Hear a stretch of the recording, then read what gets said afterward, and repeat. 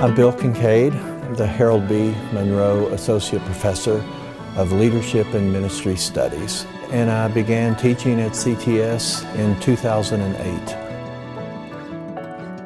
I love welcoming students from a range of backgrounds, perspectives, experiences, who've had these stirrings that brought them here to CTS, and the chance to accompany them as they live into that calling, and the chance to have conversations with them that matter, and then to see them, as we all have done, to see them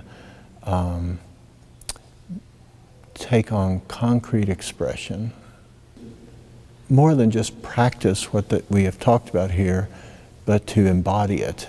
And all that starts before they get here, but while they're here, it's a rich time of discovery and expression. I have the good fortune of being well mentored, or at least mentors who have invested a lot of time in me. And so on a personal level, my interest in teaching is that I have some understanding and experience of what it's like to be brought alive by good teachers. In terms of the specific areas that I teach in, leadership and ministry studies, my interest has to do with preparing people who want to sustain the passion that brought them to seminary in the first place.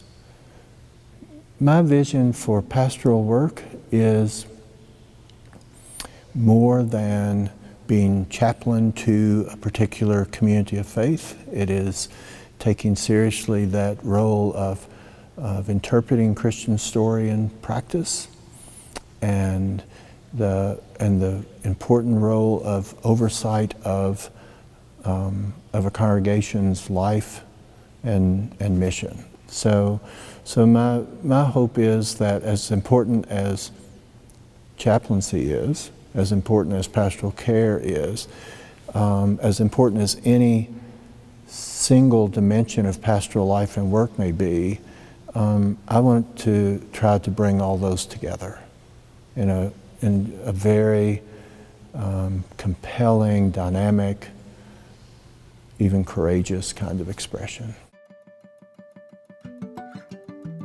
My background is in congregational life as a pastor for a long time, and in the same way that I enjoy seeing students come alive in their own discovery, the great moments of being a pastor were those when the congregation came alive.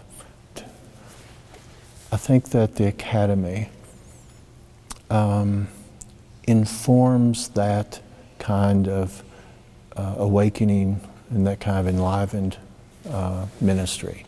So the two are related for me in that there is a circle of learning that occurs between the two. The seminary offers a lot of really good learning here. At the same time, things are moving quickly in most contexts of ministry.